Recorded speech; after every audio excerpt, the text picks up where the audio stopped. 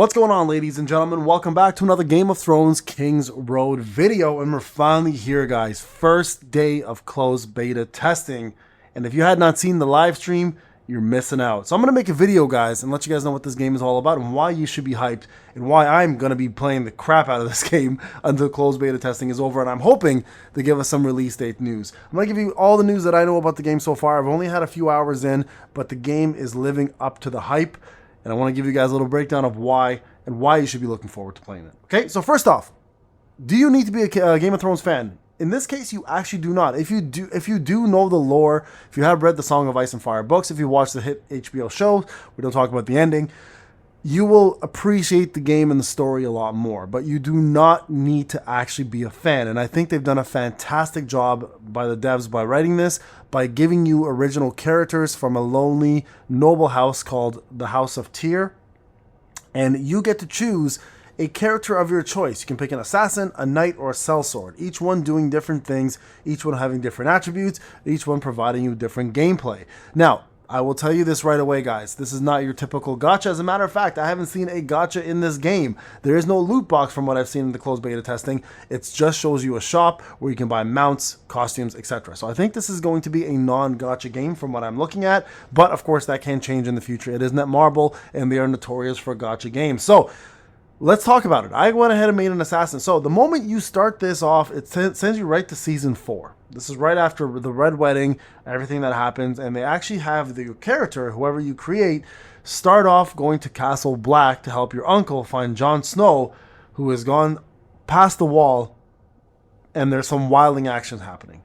And you are pitted against the biggest threat to Westeros, period. Now, while everyone's busy fighting for the throne, you're going to be tasked with trying to recruit everybody to fight the most evil thing that's going on, and that is the White Walkers, right? And I think they do a magnificent job by explaining that story and pitting you right into the danger right away, giving you the fear and right away the mystique of what a White Walker is and why they're so dangerous. And if you've never been a fan or if you've never watched the show, you instantly fall into that, right? So this is the beauty of this game. You don't have to be a fan to right away appreciate the value, the quality of the game. So first off, I will tell you this. This is an action RPG. It is very similar to Assassin's Creed, very similar to, like, think of Valhalla.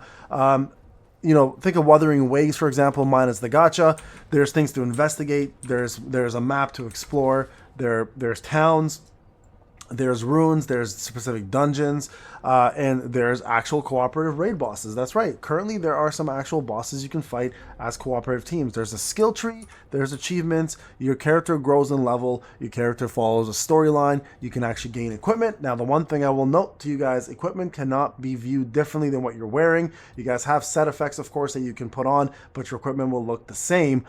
And that's where I think the shop is going to come into play. I don't think there's going to necessarily be a gacha loot box like it's shown, but I do think there's going to be an actual shop that will sell mounts, will sell skins, right? Equipment that will look different that you can buy. So think of PoE, for example, right? A Path of Exile. So there is also a skill right here. You guys can get your basic skills up. There's heavy attack. There are combos you can do. There's strike combos. There's strike combos 3, strike combos 4. There's a couple sneak attacks you can do from behind if you sneak up as an assassin, or as any class, as a matter of fact. There's mighty strike right there, you guys can see.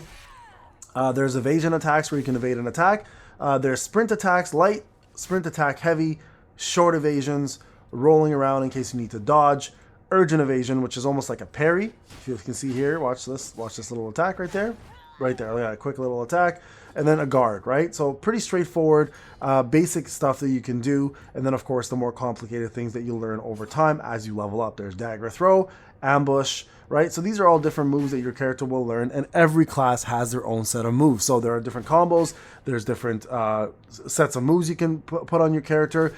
You can level them up, they do different things, they have different effects, right? So for example, my assassin character is all about bleeds, quick attacks, and dodging and parrying. That's what an assassin is. That's how you play. You can pick a female or a male character. Your character info right over here will give you guys everything you need. You guys can see weapon and defensive gear. You guys can see jewelry. This is what you're wearing. There's artifacts, house advancement boards, house sigil collections, set research, trait trees, skills, and base stats, right? Now your base stats are comprised of different things, and these are your stats right over here. Attack power, defense, HP, Rage. Rage is essentially your bar to do all your skills. Critical hit strike rate, you guys understand, obviously, the amount of times you can crit. Geez, 1%. And 60% critical hit damage, of course. And you can check all your stats if you want to go further into it by seeing this. And there's quite a bit, guys. There's, I mean, damage against whites, damage against beast enemies, human enemies, bosses, elite enemies, etc. So this game has no shortage of stats for you to look into. And if you're a stat buff, you're going to love this, right? Plus, these are all the skills you can do, plus everything they allow you to do, plus the additional effects of your actual attacks, defense, and supports based on what you're wearing. So really, really cool. Artifacts are available as well. So not only are you playing an original character, though, you're also going to be playing alongside all of the cast from Game of Thrones. You get to see Jon Snow, you get to meet Tyrion, Cersei's in this, Jaime Lannister, Varys, Daenerys. We see some of the dragons, obviously. So a lot of this stuff is going to be something you're going to get, deep into the weeds right away. And again, if you're not a fan, you're going to learn about these characters very, very quickly. And by going through the tutorial and doing some of these quests, you're not only going to get yourself EXP coins, but you're also going to learn about some of the history of Westeros and what makes Westeros really, really cool. For example, I actually went into the map here and found this tree, this old tree, right here. And it's called Echoes of the Past. Crazy enough, I got a chance to actually touch this old tree, and I got the chance to fight the Children of the Forest, which, if you don't know, are the ones who originally created the White Walkers, right? And were the first beings on Westeros before humankind came over and took over. So you get to learn, again, quite a bit about the world of Westeros. Now, the game does not have any auto. Be forewarned. You are going to be forced to play, guys. You are going to be forced to play. You're going to be immersed in a major storyline. I do not recommend skipping, because then you're going to miss half of the reason why this game is what it is and what makes Game of Thrones what is Game of Thrones and Song of Ice and Fire, and that is the actual narrative and storyline. Your character's job, your character's goal in this is to actually go into the kingdoms and bring them together. Right now, everybody is fighting for the Iron Throne. Cersei sits atop of the Iron Throne as the queen. Actually, as a matter of fact, I think it's Joffrey right now. I apologize. Joffrey sits on the Iron Throne as the king. And everybody around him is looking to take over, whether it's Robert Baratheon's brother Stannis, whether it's the Greyjoys, whoever the case may be. Daenerys is coming to do the same thing. Everyone is going after the throne.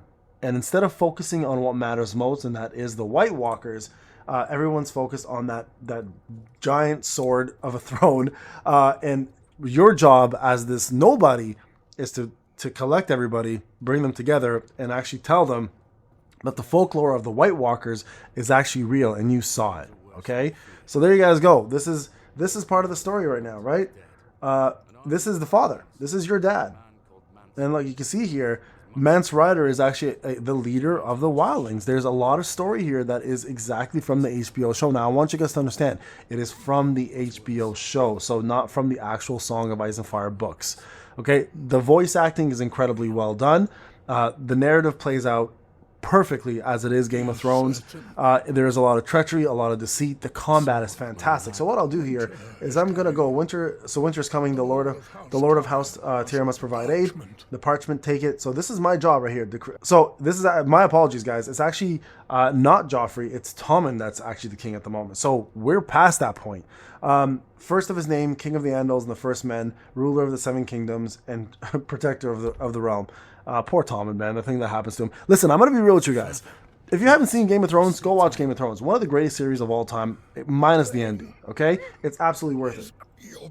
Okay, so your brothers are dead. This house survives on your grace. You always carried yourself as a true child of mine. I do not take this decision lightly. I ask no more of you than you deserve. So now, as you get your main quest going, you also get to build this town. This is your town. So you actually get to build a stable. You get to build a jewelry home. You get to build different things. Now, through the game, there is going to be main quests, exploration quests. There's going to be challenges. There's going to be dailies. That's right. There are dailies just like any other gacha game. But there is no gacha again in here. And I'll try to show you guys a little bit of what the shop looks like when I get that opened up.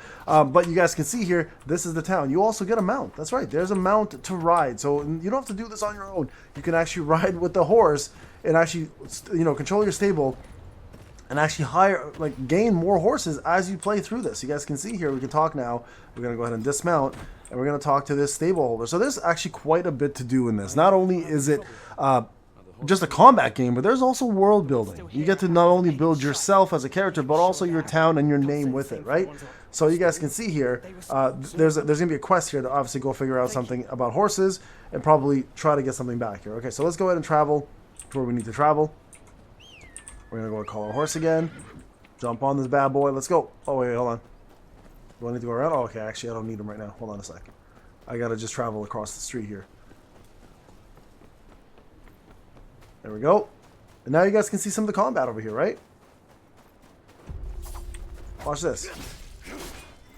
So there's a couple things you can do here. So you guys can see on the right side, those are my skills. 1, 2, right? And in the middle here, you have my health bar, and then you have my rage bar.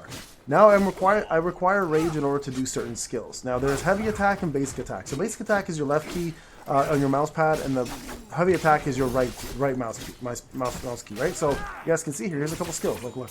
There's one skill right there. There's also an ambush skill. Let's see if these guys decide to fight me as well. Nope, no fighting there. Lark is here. Okay, so she's part of the squad. And you guys can see that's how the combat works. There's actually pretty big bosses. There's a lot of mobs. There's a lot of different kinds of enemies. There's whites. There's white walkers. There's children of the forest who I've fought. You can fight animals like wolves and stuff. And at the same time, you're also going to meet a lot of different characters. Not only from the show, but just original characters like Lark and these wildlings that came out of nowhere, but they're always tied to the main story somehow, and they all somehow exist in the world of Westeros. So I'm going to go ahead, guys, and try to get in here and show you guys some actual more combat. Let me go find some stuff. We're going to go explore a little bit. I'll show you guys a little bit of the world. That way you guys can take a look. Okay, so you guys can see here again, this is now my little area at the moment called the Gift. Okay, so this is, I think it's called the Gift specifically because probably it's gifted to me. But there's the actual north. You guys can see here, here's the Neck, the Twins, the Riverlands. There's Heron Hall, the Westerlands, right? I mean, you can see Stormlands, the Reach. There's Dorne over there. Like, literally, it covers all of Westeros, including Dorne and stuff. So, like, everything you would normally... There's Eyrie, the Bite. Like, look at this. Everything, guys. Everything that you could ever dream of in a Game of Thrones games exist in this one game.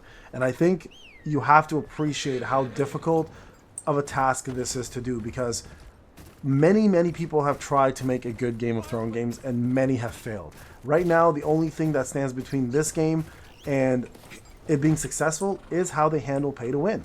If Netmarble does it correctly, and they've been doing a much better job with handling pay to win lately, they can actually make this game a massive success. Now, one thing I do want to say for closed beta testing, it is currently only for Android, okay? Only for Android and PC, but it should be coming out for iOS very soon. I hope so, at least, after the first beta test, or at least during release. So don't worry, people who are playing on Apple, who are wanting to play this game, you probably will have a chance eventually. But you guys can see here how the combat works. You guys can see you can do exploration, you can gather, you can do alchemy, you can do jewel crafting, you can do gear crafting. There's so much you can do. And again, I don't see a gacha in sight, which to me, because it's Netmarble, is just blowing my mind. Because I currently cover Solo Leveling Arise. I've covered many Netmarble games, and they've all been related to gacha.